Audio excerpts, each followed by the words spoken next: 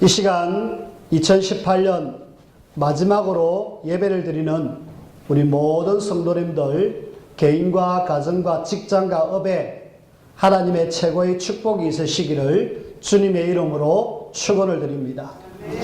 이 시간 우리가 예배 드리면서 서론으로 영상을 하나 보도록 하겠습니다. 영상을 보면서 하나님이 왜 이 영상을 보게 했는지 함께 아마 보신 분도 계시겠지만은 안 보신 분들이 많을 것 같아서 한번 다시 봅니다. 영상 함께 시청하도록 하겠습니다. 기독교 교인 수가 날로 급감하고 있습니다. 예장 합동 측은 1년 만에 7만여 명이 줄었고 통합 측은 1만 7천여 명, 감리회는 6만여 명이 줄었습니다. 또 교회당이 이단 사이비 단체에 숱하게 팔려가고 있습니다. 예장 합동총회의 교인 수는 2017년 268만 8,858명으로 조사됐습니다. 예장 합동총회와 함께 양대 교단을 이루고 있는 예장 통합총회는 교회와 목회자 수가 모두 증가했지만 역시 전체 교인 수는 줄어들었습니다.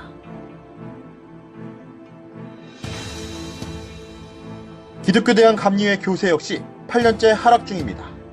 감리회는 2010년부터 2017년까지 8년간 계속 교인 수가 감소했습니다.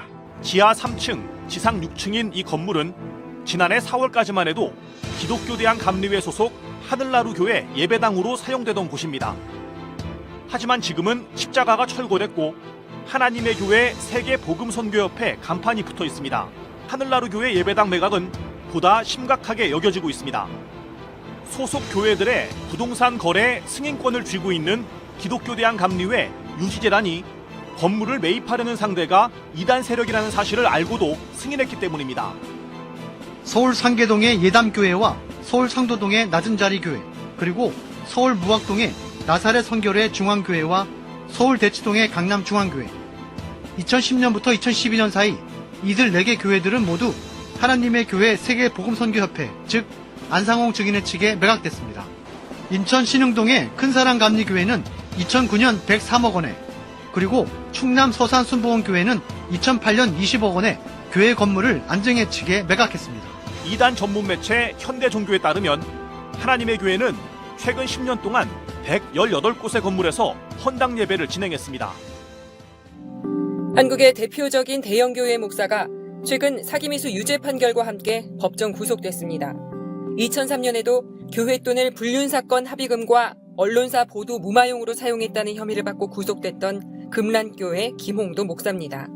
단일교회로는 신도수가 세계에서 가장 많다는 여의도 순복음교회도 잡음이 끊이지 않고 있습니다. 교회 설립자인 조용기 목사를 둘러싼 각종 추문이 교회 내분으로 이어졌고 지난 8월 조용기 목사는 서울 고등법원에서 배임죄로 실형을 선고받았습니다. 성추문도 끊이지 않습니다. 여신도 성추행 의혹으로 담임 목사 자리를 사임했던 전 3.1교회 목사 전병욱 씨는 2년 만인 2012년 홍대 새교회라는 새로운 교회를 설립했지만 이후 그를 징계해야 한다는 목소리가 커지고 있습니다. 50대 목사가 여고생을 성추행한 혐의로 1심에서 실형을 선고받았고 7월에는 장애인 시설에서 예배를 주관하는 60대 목사가 지적장애 여성을 성추행해 구속됐습니다. 8월에는 요한경동교회의 김규동 목사가 여신도 3명을 성추행했다는 의혹이 제기되자 사임했습니다. 우리나라는 통일되어야 합니다. 통일의 날이 올 줄로 믿습니다. 예, 할렐루야. 언제 오느냐? WCC 총회를 마치면 하나님께서 그 선물을 주실 줄로 믿습니다. WCC 한국총회 임원들이 계획하고 나간 대로 기도하고 협조해 주는 것밖에 없을 줄로 생각합니다. 여러분, 창세기 1장에서 10장까지 역사성을 인정하는 게 굉장히 중요해요. 왜냐하면 창세기 아담과 하와가 역사적 실존 인물이라는 걸 인정해야 로마서 5장에 있는 원죄론이 근거를 확립할 수 있습니다.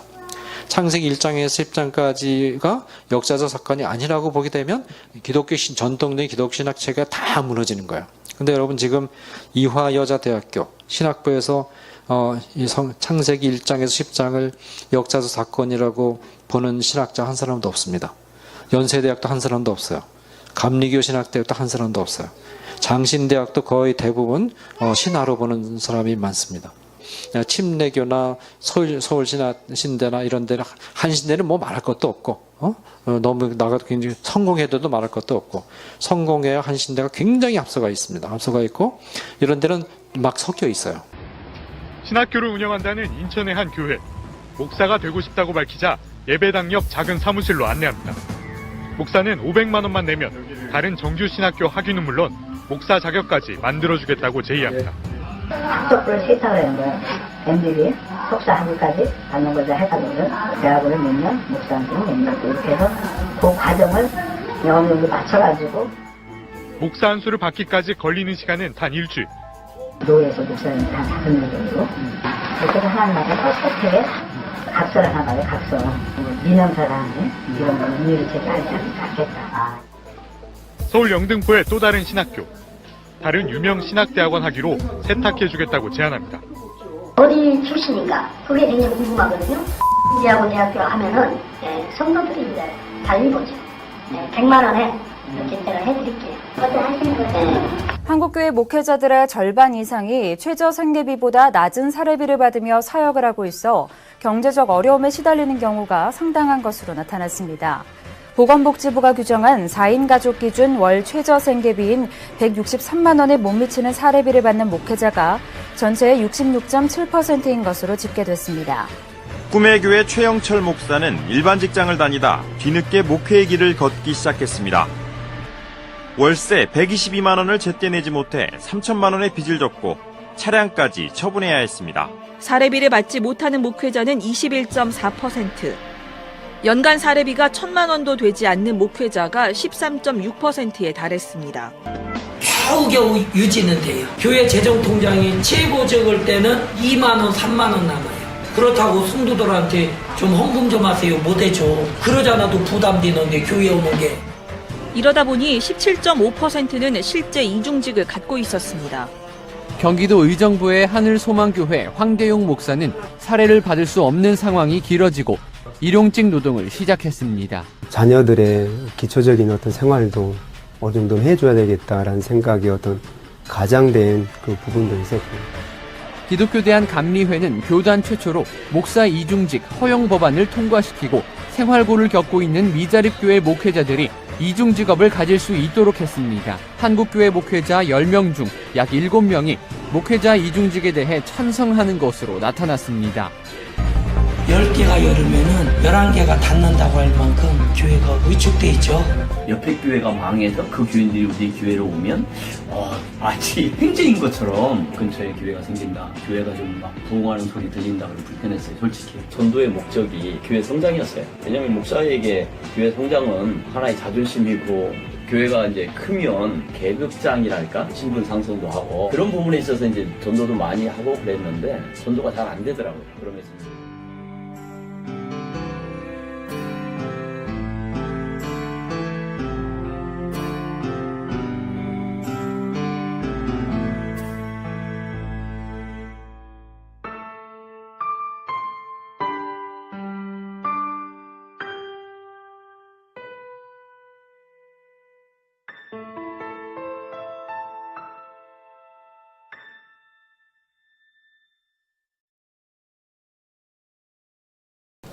하나님께서는 우리가 이 시대를 살면서 왜 복음을 계속 강조하는지, 왜 자꾸 전도 선교를 강조하고 렘넌트를 자꾸 강조하는지 여러분들이 저 영상을 보면서 답을 내리셔야 돼요. 그래, 복음이 진짜 없구나. 복음이 없기 때문에 지금 이 시대 교회는 또 목사들은 저렇게 힘들게 살아가는구나. 더더구나 전도 선교가 안 되는 시대에 진짜 우리는 전도 선교 외에는 다른 길이 없구나. 그리고 후대들에게 언약 전달하지 않으면은 실제로 미래는 없다라는 사실을 여러분들이 아시고요. 이 시대 교회가 무너지는 걸 막아야 됩니다. 그 일을 누가 하셔야 되느냐? 여러분들이 하셔야 돼요. 저와 여러분들이 마음을 먹고 교회가 무너지는 이것을 막고 세워져서 정말 복음 때문에, 전도 선교 때문에, 렘넌트 때문에 모델되는 교회가 우리 거루트기 교회가 될 수 있도록 함께 인도를 받으며 쓰임받는 우리 모두가 되어지기를 주님의 이름으로 부탁을 드립니다. 그 중에서 저는 그 총신대 이상원 교수죠. 이상원 교수님의 그 약간 짧은 그 몇몇 학교 이야기를 안 했습니까?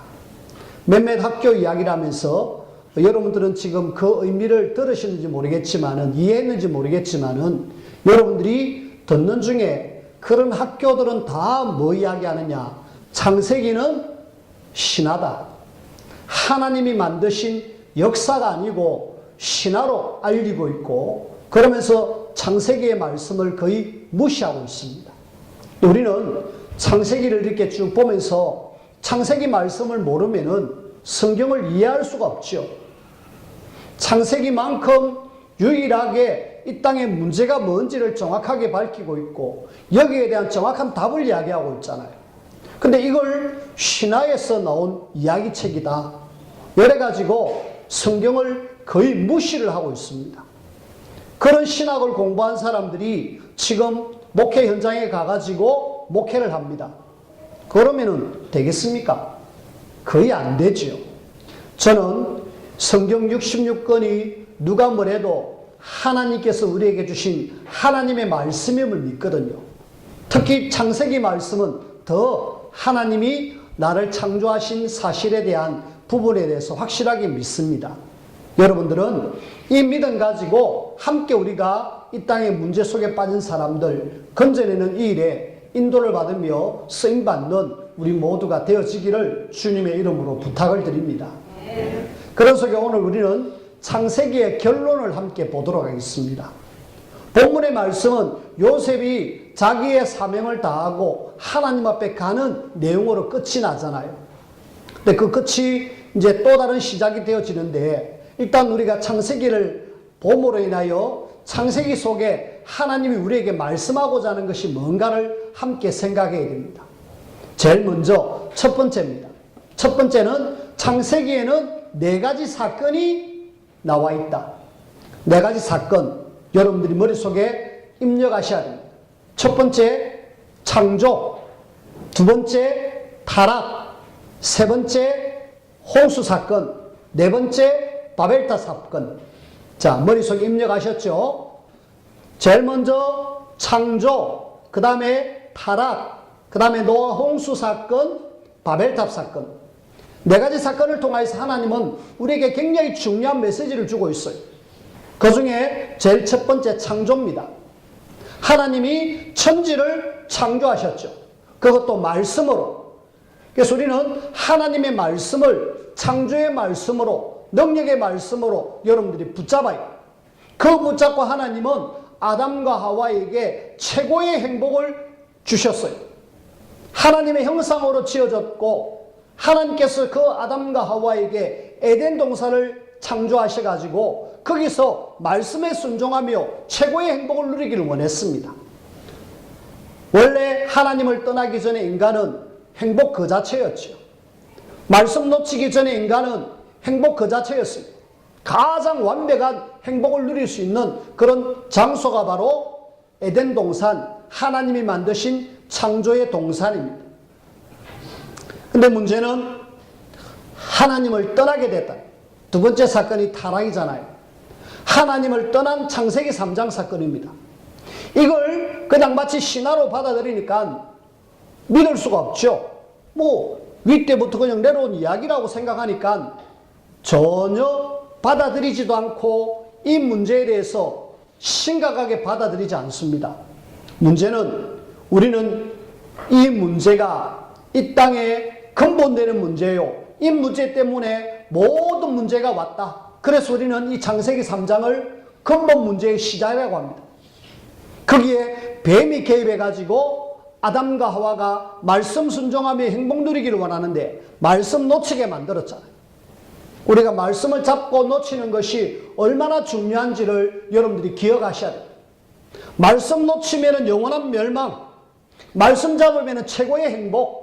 그래서 여러분들이 설교 시간에 말씀 들을 때에 내가 죽느냐 사느냐에 그런 어떤 마음을 가지고 말씀을 들어야 돼요. 오늘도 말씀 들으면 그만이고 안 들어도 그만이고 그런 마음으로 여러분들이 앉아 계시면 안 돼요. 하나님의 말씀은 죽느냐 사느냐입니다.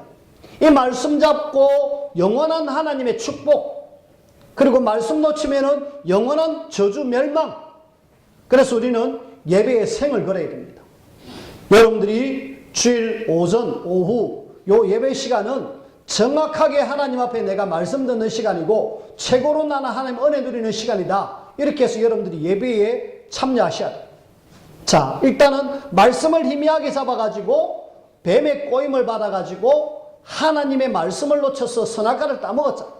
그것이 하나님을 떠나게 된 사건입니다. 어떤 사람은 하나님이 째째하게 선악과 하나 따먹은 것 같고 뭘 그러느냐고. 근데요, 선악과 하나 따먹은 것은 아주 그냥 사건이지만은 그 뒤에는 더 중요한 것이 있잖아요. 하나님의 말씀을 들어야 될 사람들이 뱀의 말을 들었다. 사단의 말을 들었다.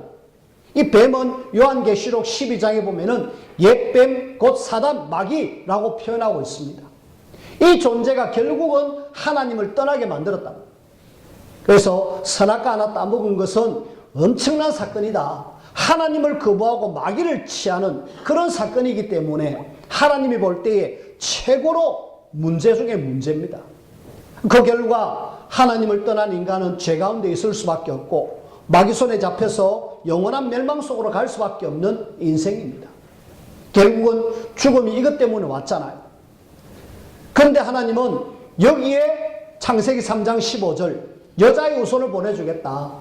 이 여자의 후손이 와가지고 뱀의 머리를 깨뜨리고 너희로 하여금 하나님 만나는 길을 열어주겠다. 이 창세기 3장 15절은 성경 전체를 푸는 굉장히 중요한 키워드입니다. 이건 모르고는 창세기 3장 모르고는 성경 전체를 이해할 수가 없어요. 그렇게 성경에 많은 제사들 그리고 예수 그리스도 오심 다 뭔 이야기입니까? 이 창세기 3장 15절 여자의 후손으로 오기로 한 그 말씀이 성취되어지는 것이거든요. 그래서 이 말씀 모르면은 안 된다는 거 여러분들이 아셔야 됩니다. 그리고 타락 이후에 결국은 노아 홍수 시대가 왔잖아요. 하나님은 하나님의 말씀을 줘가지고 여자의 후손 붙잡고 피제사 붙잡고 너희들이 하나님 만나갖고 다시 하나님의 축복을 누리라 그랬는데 세월이 지나면서 또 언약이 전달되어지지 않았습니다.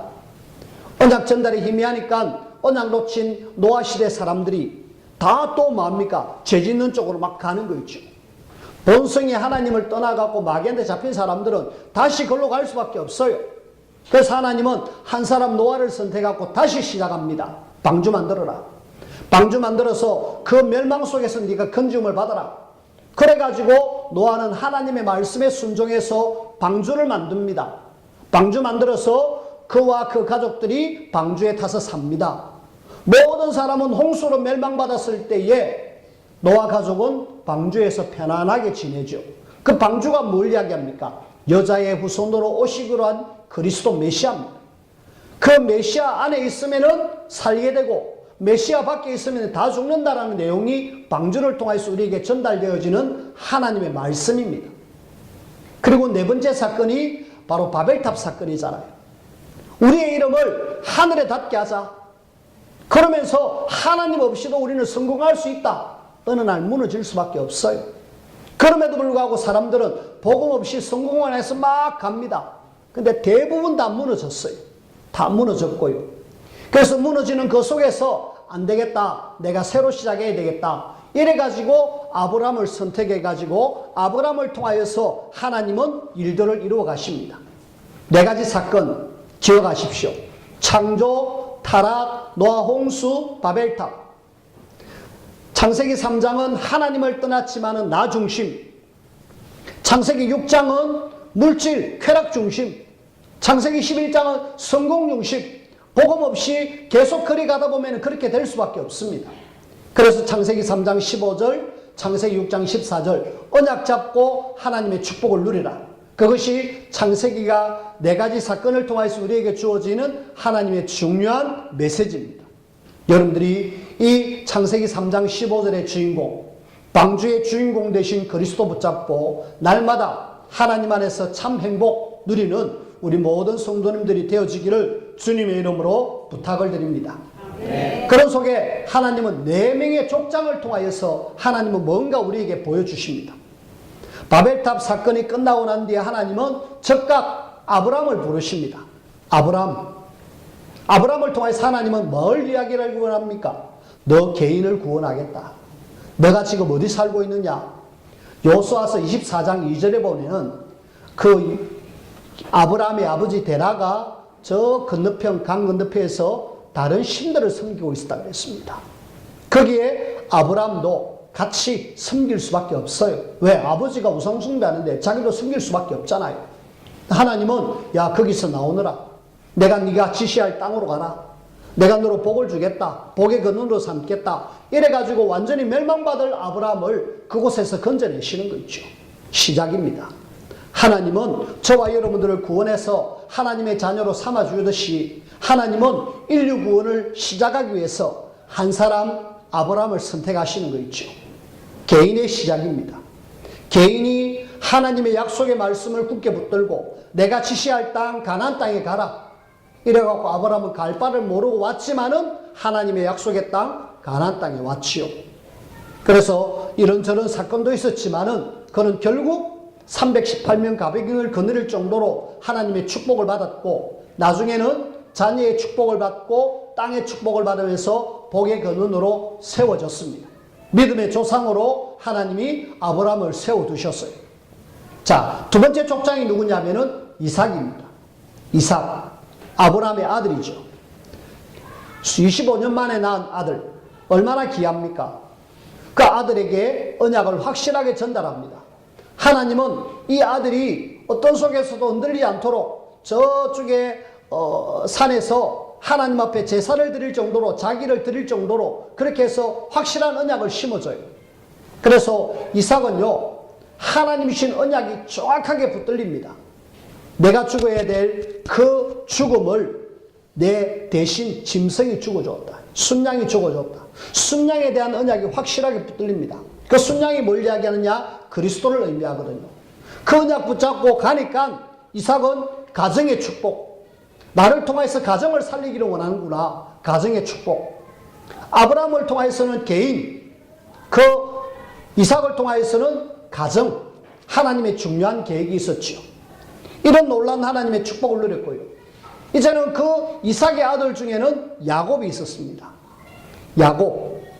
비록 처음에는 인본주의를 써가지고 머리를 써서 막 엉뚱한 길을 갔지만은 결국은 너를 이스라엘로 삼았습니다. 야복나루에서 하나님 바라보다가 이스라엘로 바뀌어지는 그런 놀라운 축복을 받았잖아요. 그래가지고 그는 12아들을 낳아가지고 그 12아들이 이스라엘의 시작이 되어지는 한 민족을 세우는 그런 놀라운 일들. 그래서 한 명을 통해서 하나님은 민족을 이루어가는 모습을 보게 되죠. 아브라함을 통해서 개인, 이삭을 통해서 가정, 야곱을 통하여서 이스라엘이라는 민족이 세워집니다. 그리고 요셉입니다. 그 중에 그 아들 요셉을 통하여서는 하나님은 전 세계를 살리는 거 있죠. 우리는 요셉의 오늘 죽음을 보지만은 요셉은 전 세계에 하나님 살아계심을 나타내고 그리고 삶을 마감했습니다. 4대 만에 세계복음화에 하나님의 계획이 이루어졌습니다. 여러분들은 지금 신앙의 몇 대입니까? 여러분들은 신앙의 조상일 수도 있고요. 또 우리 아버지 엄마가 믿어서 2대일 수도 있고 우리 아버지 할머니부터 시작해서 나는 3대일 수도 있습니다. 그러나 여러분들은 언약 놓치면은 이 대가 문제가 아니라 하나님의 언약이 정말 중요하죠. 언약을 제대로 붙잡고 있으면은 하나님은 그 대가 갈 때마다 세계복음화에 하나님 중요한 계획이 이루어집니다. 그래서 여러분들이 4명의 족장을 통하여서 하나님은 개인, 가정, 민족, 세계복음화의 하나님의 계획을 이루시기를 원하는구나. 이거 붙잡고 함께 인도를 받으시길 바라고요. 세 번째입니다. 창세기에 하나님의 4가지 계획을 우리가 찾읍시다. 제일 먼저 우리는 창세기 3장 15절을 통하여서 여자의 후손, 이 복음을 통하여 구원의 축복과 비밀을 누리는 그런 우리가 되시길 바라요. 그래, 나는 구원받은 하나님의 자녀구나. 내가 이 어마어마한 축복을 내가 누려야지. 너하고 여러분들이 딱 붙잡으시고요. 두 번째로 이 축복을 내만 누리고 있을 것이 아니라 후대들에게 반드시 전달하자. 그래서 후대의 언약 전달하는 이 일에 정말 쓰임받아야 돼. 언약 제대로만 전달되어지면은 이삭처럼 100배의 축복, 언약 놓친 그 에서 엉뚱한 길, 이스마엘 엉뚱한 길 가잖아요. 그리고 세 번째입니다. 하나님은 우리가 있는 현장 속에서 하나님의 자녀의 축복을 누리면서 승리하기를 원합니다. 야곱. 어떤 현장 속에서도 하나님의 언약 잡고 승리를 누렸던 야곱의 모습을 우리가 볼 수가 있죠. 그리고 요셉. 전 세계에 하나님의 살아계심을 나타내는 세계 선교의 축복을 하나님은 이 창세기를 통하여서 4가지 하나님의 중요한 계획, 좀 빨리 지나갔습니까? 구원의 축복을 누려라. 언약의 비밀을 후대들에게 전달해라. 그리고 현장에서 하나님의 자녀의 축복을 누리면서 승리해라. 그리고 전 세계를 살려내라. 4가지 하나님의 약속의 말씀을 굳게 붙드시고요. 여러분들이 인도받는다라면은 정말 요셉처럼 최고로 멋진 서밋의 삶을 살 줄 믿고 여러분들이 하나님 앞에 감사하는 그런 삶을 살게 될 것입니다. 말씀을 맺습니다. 이제 2018년 마무리하는 그런 날입니다. 그리고 이 날은 다시는 돌아오지 않습니다. 오늘 하나님은 창세기의 결론을 통하여서 4가지 사건과 4명의 족장과 4가지 하나님의 계획을 우리가 발견했습니다. 이제 발견했다라면은 나는 지금 뭐 해야 될 것인가 고민하십시다. 그리고 2018년 쭉 살아오면서 나는 여기에서 제대로 좀 살았다. 괜찮습니다. 그럼 계속 그대로 나가기를 바라고요. 그래 못 살았다. 그러면은 과거를 우리가 반성하면서 새해를 우리가 준비해야 돼요. 여기에 그럼 내가 뭐 하면 될까? 저는요 작은 것부터 좀 실천합시다. 영어에 스텝 바이 스텝이라고 있습니다. 한 걸음 한 걸음 나가면 돼요. 여러분들이 이 말씀 속에서 내가 뭐 해야 될 것인가? 그래 나는 일단은 예배 축복 누리겠다. 그러면은 그것부터 시작해서 여러분들이 시작하시면 돼요.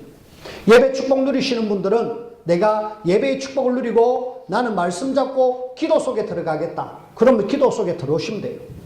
그리고 나는 전도 기도의 축복을 누리면은 이제는 나는 현장 살릴 전도자의 축복을 누리겠다. 그럼 내 주변을 살펴보면서 혹시 구원받을 사람. 그러면서 하나씩 하나님 내가 뭘 실천할까요? 내가 마음 될까요? 그러면서 조금씩 가면은 결국은 그 작은 걸음이 나중에 연말되면은 최고의 멋진 작품. 요셉의 걸음이 한 걸음 한 걸음 걸어간 그 결과가 어느 날 최고의 서밋 총리의 자리로 하나님이 올리셨습니다. 여러분들에게는 서밋이 이야기되어 있어요. 여러분들에게는 최고의 축복이 예비되어 있습니다. 이걸 취하는 사람들은 한 사람 한 걸음 한 걸음 나아갈 때 그렇게 취하게 될 것이고 막 어느 날 오겠지 절대로 그러지 않습니다. 하나님은 분명하게 언약 잡고 한 걸음 한 걸음 가는 사람을 통하여서 하나님은 일한다는 사실을 여러분들이 아시고 내가 할 수 있는 작은 일부터 우리가 인도를 받으십시다. 내가 뭘 작은 일을 할까? 내가 교회를 위하여서 내 가정에서 내 직장 현장 속에서 내가 작은 일 해야 될 것이 뭔가? 그것은 여러분들이 숙제로 찾으셔야 돼요. 그래 나는 학교에서 요 작은 일부터 하겠다. 나는 내 직장에서 요 작은 일부터 하겠다. 내가 교회에서 작은 일부터 하겠다. 그러면은 어느 날 큰 열매로 여러분들에게 분명하게 와닿을 줄 믿고 요셉을 생각하면서 작은 일부터 했을 때에 최고의 서밋의 축복을 누린 그 축복 누리는 우리 모든 성도님들이 되어지기를 주님의 이름으로 축원을 드립니다. 기도합시다.